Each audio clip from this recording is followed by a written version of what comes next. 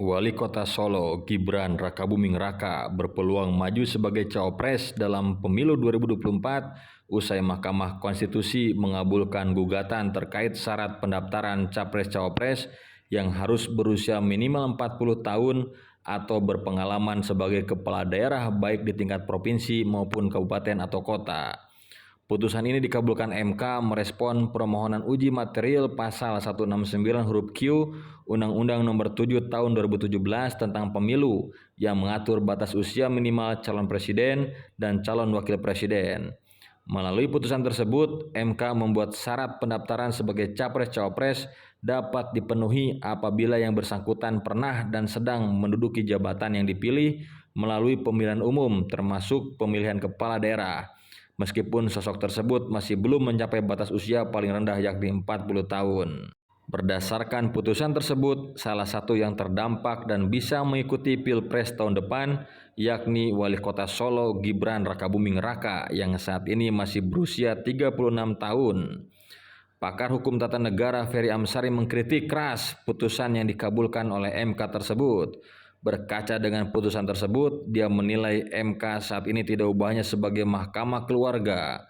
Hal itu lantaran putusan MK tersebut dinilai hanya memberikan karpet merah bagi Gibran yang merupakan anak dari Presiden Joko Widodo untuk bisa berpartisipasi dalam Pilpres.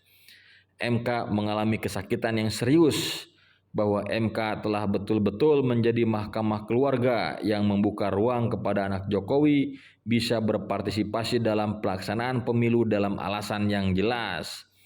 MK membuat putusan ini penuh drama tanpa ada makna apapun. Ujung-ujungnya tetap memberikan karpet merah kepada Gibran. Betul-betul mahkamah keluarga.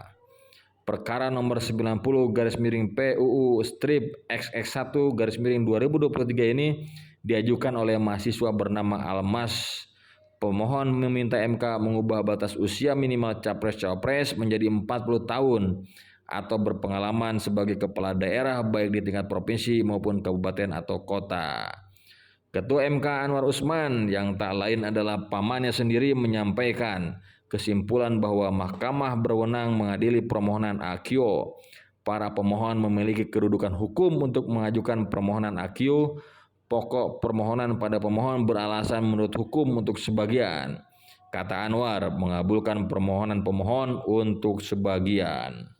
Di sisi lain, Anwar Usman mengaku tidak ikut dalam rapat permusyawaratan hakim dalam memutuskan 3 perkara gugatan sidang permohonan uji material pasal 169 huruf Q. Anwar terpantau hanya ikut membacakan dalam agenda sidang terbuka untuk umum di MK tersebut.